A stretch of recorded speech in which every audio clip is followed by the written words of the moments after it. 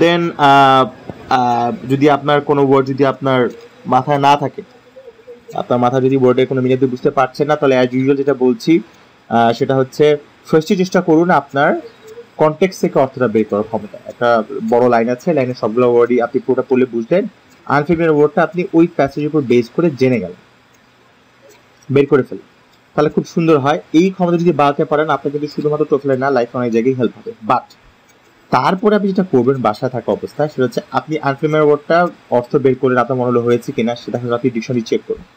হ্যাঁ, গেস করা কিন্তু ঠিক আছে, বাট তারপর আপনি চেষ্টা করুন এক্স্যাক্ট ওয়ার্ডটা জানার জন্য।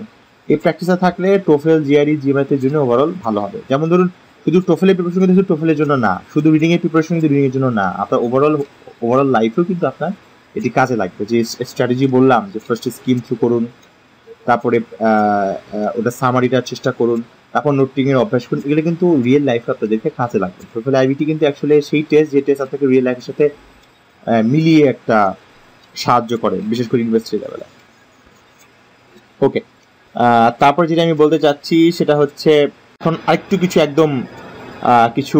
একদম রিয়েল লাইফ লেভেলের কিছু স্ট্র্যাটেজি আমি বলছি। সেটা হচ্ছে এটা কিন্তু অনেকের কনফিউশন হয়। যেমন হাইলাইট করবেন প্রোনাউন্সগুলো, যেমন হি, হিম, দে, দেম। পুরো প্যাসেজের শুরুতে কাউকে নিয়ে কথা বলা হলো, মাঝখানে অনেক হি বা হিম ইউজ করা হয়েছে, স্টুডেন্ট আইডেন্টিফাই করতে পারে না এই হিটা কোন হিকে বলা হয়েছে। যেমনটা প্যাসেজে কথা বলা হয়েছে Alexander the great, Napoleon the Bonaparte, এবং মাঝখানে এক জায়গায় হি লেখা আছে। এখন এই হিটা নেপোলিয়ন নিয়ে কথা বলা হচ্ছে না আলেকজান্ডার দি গ্রেট নিয়ে কথা হচ্ছে, এটা কিন্তু অনেকে কনফিউজ করে ফেলে। বা ইট, হ্যাঁ, ইট মানে আইটি, ইট নিয়ে কথা বলা হচ্ছে একটা বুক নিয়ে, একটা পেন নিয়ে, একটা কম্পিউটার নিয়ে, মাঝখানে বলা হলো ইট ইজ রিয়েলি হেল্পফুল। এখন ইট ইজ রিয়েলি হেল্পফুল বোঝা গেল, বাট বুকও তো হেল্পফুল, পেনও হেল্পফুল, কম্পিউটার হেল্পফুল। ওই জায়গায় ওই লাইনে কোন ইটের কথা বলা হয়েছে সেটা আপনাকে বলতে হবে। আশা করি আপনারা বুঝতে পেরেছেন কিভাবে আসলে কোনটা কোন সাথে ইন্টার রিলেটেড লিঙ্ক করা, প্রোগ্রামগুলোকে লিঙ্ক করার চেষ্টা করবেন। আর এই কথাটি আপনি বলার চেষ্টা করতেছি, practice making join inference. Inference মানে হচ্ছে আপনাকে এই প্যারাটা বুঝে আপনি কি করে, একটা প্যারা পড়ে আপনি কি বুঝলেন, এখান থেকে কি ওভারঅল বলা হয়েছে। যেটা প্যারা বলা হয় যে বাংলাদেশে অনেক বোমা ফুটতেছে, বাংলাদেশে অনেক হরতাল হচ্ছে, সাথে আপনি ইনফার করবেন যে বাংলাদেশের রাজনৈতিক অবস্থা ভালো না। এবং কনক্লুশন হচ্ছে কিন্তু শুধুমাত্র একটা প্যারার উপর বেস করে হবে না, একটা প্যারা পরে আপনি ইনফার করতে পারবেন। ওকে, তারপরে আপনি 4টা প্যারা পড়ে ওভারঅল প্যাসেজ পড়ে আপনি কি বুঝতে পারলেন সেটা হচ্ছে একটা গুরুত্বপূর্ণ বিষয়। ওভারঅল পড়ে আপনি কি বুঝতে পারবেন যে হ্যাঁ এটি একটি টপিককে সাপোর্ট করেছে, অথবা এটা একটা বিশেষ সিদ্ধান্ত এসেছে, অথবা এটা একটা ডিবেটকে আরো ঘনীভূত করেছে, কি করার চেষ্টা করেছে মেইন। এবং আপনি চেষ্টা করবেন, আমি এটা অনেককে সাজেস্ট করি স্টুডেন্টদেরকে, অনেকের হেল্প হয়েছে, তাদেরকে আমি বলি তুমি নিজেকে রাইট হিসেবে ভাবো। মনে করো তুমি এই প্যাসেজটি লিখেছো, আপনি যদি প্যাসেজে নিজেকে রাইটারের জায়গায় বসান তাহলে কিন্তু ইজিলি বুঝতে পারবেন রাইটারের মনোভাবটা কি, একটা সাথে আপনাকে কোন পয়েন্ট অফ ভিউটা বোঝানোর চেষ্টা করেছে। সো এটা খুব গুরুত্বপূর্ণ একটা বিষয়। প্রোনাউনগুলোকে আপনি আইডেন্টিফাই করুন। হঠাৎ করে একটা প্যাসেজ নিন, প্যাসেজের মাঝখানে আপনি ধরেন সেকেন্ড পার্টে একটা প্রোনাউনকে পয়েন্ট করে আপনি খুব দ্রুত বের করার চেষ্টা করুন ওই প্রোনাউনটি কাকে পয়েন্ট আউট করেছে। ট্রাস্ট মি, টোফেল এই ধরনের প্র্যাকটিস আপনাকে হেল্প করবে। তারপর আপনি কনক্লুশন, আমি তো শুরুতে আপনাদের বলেছি যে আপনারা একটা সামারি করার চেষ্টা করুন। এখন বলতেছি সামারি করবেন, নোট করবেন, তারপরে চেষ্টা করবেন কনক্লুশন করার জন্য। So whenever you get a passage, first of all, how to attack? First of all, যেটা করতে হবে সেটা হচ্ছে আপনি স্কিম থ্রু করবেন 30 সেকেন্ডের মধ্যে আপনি চেষ্টা করবেন কি নিয়ে কথা বলেছে, ডিসাইড করবেন এটা কি এক্সপ্লেন করার চেষ্টা করছে, না কনভিন্স করার চেষ্টা করছে, না কোনো একটা ডিবেট নিয়ে কথা বলছে। নাম্বার 2, নোট টেকিং করবেন, প্যারা ওয়াইজ কি অবস্থা নোট টেকিং করবেন। তারপর number 3, try to identify the pronounce, এটা প্রোনাউনগুলো কীভাবে কি ইউজ করা হচ্ছে, কী নিয়ে কথা বলা হচ্ছে বেশি। তারপর 4thly, try to find out the conclusion. Inference তো অটোমেটিক আসতেই থাকবে, বাট কনক্লুশনটা আসার চেষ্টা করুন যে ওভারঅল আসলে কী করার চেষ্টা করছে। এটা একটু হায়ার লেভেলের, যেমন অনেক কিছু করতে পারে সেটা হচ্ছে যদি আপনাকে কোনো ক্রোনোলজিক্যাল মানে আপনাকে একটা হিস্ট্রিক্যাল কোনো একটা প্যাসেজ দেওয়া হয়েছে, আপনি চেষ্টা করুন ডেটাগুলোকে টেবিলের মধ্যে নিয়ে আসতে। ওকে, চার্ট যদি তৈরি করতে পারেন, যেমন number A red starfish, red স্টারফিশের 3টে ক্যারেক্টারিস্টিক, আপনি রেড স্টারফিশ থেকে 3টে অ্যারো দিলেন, 3টে অ্যারো দিয়ে আপনি ক্যারেক্টারিস্টিকগুলো লিখে ফেলেন। তারপর ব্লু স্টারশিপ, সেখান থেকে আপনি 3টে অ্যারো দিলেন, এবং দেখা গেল যে রেড স্টারশিপের সাইজ নিয়ে বলা হয়েছে একটা কথা, এবং ব্লু স্টারশিপের সাইজ নিয়ে একটা কথা বলেছে। আপনি দুটোকে অ্যারো দিয়ে কানেক্ট করে দিন, এদের মধ্যে কোনো কম্পেয়ার হলে সেটা আপনি করুন। তারপর আপনার ওভারঅল ধরেন কোনো একটা এরিয়ার বিভিন্ন পার্ট নিয়ে আশা করা হয়েছে। মনে করুন শেক্সপিয়ারের কোন একটা প্লে নিয়ে আলোচনা করা হয়েছে এবং ওখানে 3টে ক্যারেক্টারের ইনফ্লুয়েন্স নিয়ে আলোচনা করা হয়েছে এবং সেখানে ইনফ্লুয়েন্সটা আপনার কাছে মনে হয়েছে যে ক্যারেক্টার 1 এর চেয়ে ক্যারেক্টার 2 কে বেশি এমফাসাইজ করা হয়েছে। সো আপনি একটা বার চার্টের মধ্যে বানাতে পারেন এবং বার চার্ট করে আপনি আইডিয়া করলেন যে কাকে নিয়ে বেশি কথা বলা হয়েছে, এটা আইডিয়া করলেন। বাট এটা কিন্তু ক্লিয়ারলি বলে নেওয়া উচিত যে টোফেল আইবিতে কিন্তু আপনাকে কোনো চার্ট বলতে বলা হয় না, বাট আপনি যে একটা চার্ট তৈরি করুন যাতে করে আপনি নিজে একটা আইডিয়া করতে পারেন। কোনো ধরাবাধা নিয়ম দিয়ে চার্ট বানাতে হবে, বাট টেবিলটা অনেক হেল্প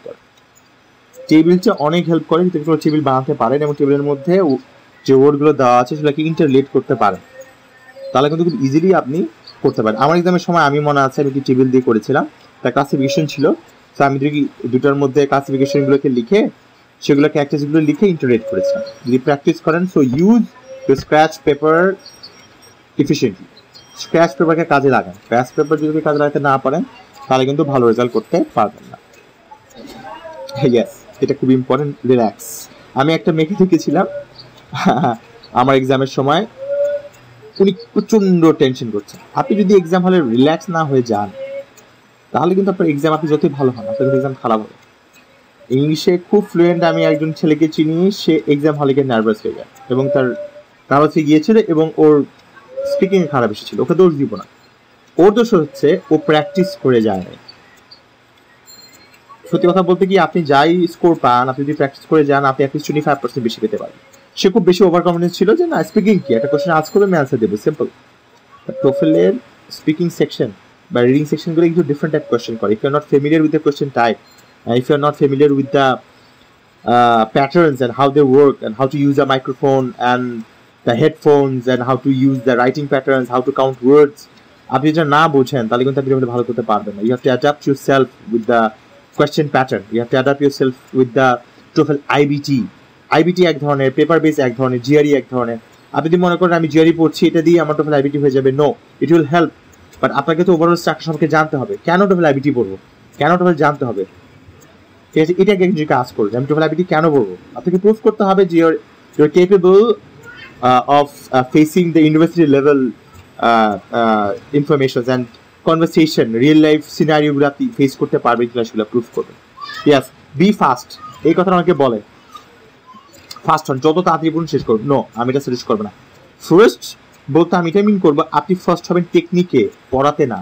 রিডিং এর সময় আপনি স্কিম থ্রু যদি 5 সেকেন্ডে শেষ করতে পারেন সেটা কোনো ক্রেডিট নেই, 30 second is fast enough. But কথা হচ্ছে আপনি কত ফার্স্ট একটা সেকশন থেকে, মানে রিডিং এর একটা প্যাটার্ন থেকে আরেকটা প্যাটার্নে যেতে পারেন, সেটা হচ্ছে কথা। আপনি 30 সেকেন্ড জায়গায় 1 মিনিট ধরে স্কিম থ্রু করুন, নো প্রবলেম। বাট তারপরে আপনি সুন্দর মতো নোট টেকিং এ শিফট করতে পারলেন কিনা, সেটা শেষ করতে পারলেন কিনা, সেটা হচ্ছে গুরুত্বপূর্ণ কথা, ঠিক আছে? বাট আপনার যদি একটা রিডিং কম্বিনেশন পড়তে 20 মিনিট লাগে তাহলে কিন্তু হবে। এটারও কথা হচ্ছে আপনি যদি আমার স্ট্র্যাটেজি ফলো করেন, সকালে উঠে ডেইলি নিউজ পেপার নিলেন, নিয়ে আপনি স্কিম থ্রু করলেন, আপনার প্রথম দিন স্কিম থ্রু করতে লাগলো 2 মিনিটস, আপনি যদি 10টা পড়েন, পরের দিন কিন্তু আপনার 1 মিনিট সময় লাগবে। প্র্যাকটিস করলে কিন্তু ওভারঅল আপনি সুন্দর মতো শেষ করতে পারবেন যে কখন কি করতে হবে। সো ফাইনালি যেটা বলতে চাচ্ছি সেটা হচ্ছে গেস করতে পারেন, কিন্তু আপনি বুঝতেই পারছেন না কোশ্চেনে কি জিজ্ঞেস করেছে, আপনি গেস করতে পারবেন, কোনো নেগেটিভ মার্কিং নেই, ডোন্ট ওয়ারি। আন্দাজে যদি দিতে চান আন্দাজে দিতে পারেন, এটা গেস করতে পারেন। আপনার মনে হচ্ছে এ আর বি হতে পারে না, সো গেস করুন, এ বা বি একটা দিয়ে দিন, ছেড়ে আসবেন না, কারণ কোনো নেগেটিভ মার্কিং নেই। হতে পারে যে আপনার সময় নেই, আপনি দেখতে পাচ্ছেন 48-এর মধ্যে আপনি 42 অ্যান্সার করেছেন, বাকি 6টা আপনি অ্যান্সার করতে পারেননি। সেটা করবেন কি, আপনি গাইডেন্স না দিয়ে আপনি যেটা করবেন, বাকি সবগুলো কোশ্চেন আপনি আন্দাজে দেখতে শুরু করুন। কোশ্চেনটা একবার পড়ুন, একটা অপশন দিয়ে দিন, কারণ আপনার 4টি অপশন দেওয়া থাকবে, আপনার সাকসেস রেট 25%। আপনি আন্দাজে 6টা থাকলেন, তো আমাদের 2টা হলো, সেটাই আপনার পয়েন্ট, বাকি 4টার জন্য আপনার নেগেটিভ মার্কিং করা হয়নি। বাট ফাইনালি যে কথা বলতে চাই, স্টপ থিঙ্কিং অ্যাবাউট রিডিং। আপনার রিডিং জঘন্য হলো, ধরেন আপনার রিডিং খুব জঘন্য, খুব খারাপ হয়েছে, আপনি সেটা নিয়ে ভাবা শুরু করলেন, কয়টা হয়েছে, ঠিক হয়েছে, কয়টা কারেক্ট করতে হবে, কটা হলো, এটা যদি ভাবেন এবং তারপরে আপনি লিসেনিং এ যান, আপনার পুরো এক্সামটি খারাপ হবে। অনেক স্টুডেন্টদের রিডিং খারাপ, মানে দেখা গিয়েছে ওদের রিডিংটা মোটামুটি হওয়ার কারণে ওরা সেটা নিয়ে ওরা টেনশন করতে থাকে, লিসেনিং এর সাথে এফেক্ট পড়ে, লিসেনিং এফেক্ট করার পরে ওরা ব্রেকে গিয়ে মাথা গরম করে ফেলে, স্পিকিং খারাপ হয়, ওভারঅল খারাপ হয়। আমি বারবার বলবো, আপনি যদি কোশ্চেন প্যাটার্ন সম্পর্কে ফ্যামিলিয়ার থাকেন, আপনার খারাপ হওয়ার কথা না। রিডিং ধরুন আপনার মনে হচ্ছে ভালো হয় নাই, আপনি খারাপ করতে যাচ্ছেন, ট্রাস্ট মি, খারাপ পরীক্ষা দিয়ে অনেকেই 22 উপর পায়, টেনশন করার কিছু নাই, ঠিক আছে, বাট রিডিং শেষ, it's done, stop thinking about it, take a break, it's life, আপনি আরেকবার দিতে পারবেন, সমস্যা নেই, বাট বাকি দিনটাতে ভালো করুন। হতে পারে আপনার রিডিংয়ে আসলো 20, বাট বাকিগুলোতে আপনার আসলো 25+, কেমন হয়? 75+20 95 পেয়ে গেলেন আপনি, আচ্ছা হ্যাপি। রিডিংটা আপনার 20 পাইলেন, তারপর ওটা টেনশন করে ফেললেন, টেনশন করতে করতে করতে আপনার লিসেনিং খারাপ হয়ে গেল। কারণ লিসেনিং কিন্তু অনেক মনোযোগ দিয়ে শুনতে হবে, এবং আমার টিপগুলো আশা করি মনে আছে লিসেনিং নিয়ে শুনবেন, ঠিক আছে। সো ওভারঅল শুধু these are the strategies. Finally আরেকবার রিমাইন্ডার দিতে চাচ্ছি, যে কোনো ধরনের সাইন্টিফিক একটা টপিক যদি আপনি নিন বা যে কোনো টপিক নিয়ে যদি পড়া শুরু করেন, ফার্স্টে একটা স্কিম থ্রু করুন। ওভারঅল 3 থেকে 4টা প্যারা আপনি স্কিম থ্রু করুন, একবারে বোঝার চেষ্টা করুন সে কি এক্সপ্লেন করার চেষ্টা করছে না সে কনভিন্স করার চেষ্টা করছে বা কি টাইপের না ডিবেট করার চেষ্টা করছে। নাম্বার 2, নোট টেক করার অভ্যাস করুন, প্রত্যেকটা প্যারা কি নিয়ে কথা বলছে শর্টে লেখার চেষ্টা করুন। নাম্বার 3, আপনি চেষ্টা করুন প্রোনাউনগুলোকে আইডেন্টিফাই করার জন্য, হ্যাঁ এটা যদি না পারেন স্কিপ করতে পারে। তারপর আপনি ইনফার করার চেষ্টা করুন এবং কনক্লুশনে আসার চেষ্টা করুন যে এ আসলে রাইটার কি বলার চেষ্টা করছে। নিজেকে আপনি রাইটারের জায়গায় বসানোর চেষ্টা করুন, তাহলে আপনি বুঝতে পারবেন যে সে কি বলার চেষ্টা করছে।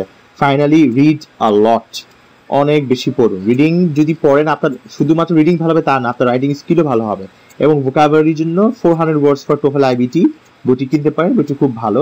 জিআরইর জন্য যারা পড়ছেন ভেরি গুড, বা টোফেলের জন্য বইটা কিন্তু ভালো। আশা করি এই ক্লাসটা আপনাদেরকে সাহায্য করবে। ইন ফিউচার আপনাদেরকে আরও ক্লাস নিয়ে আসবো। ভালো থাকুন, থ্যাংক ইউ।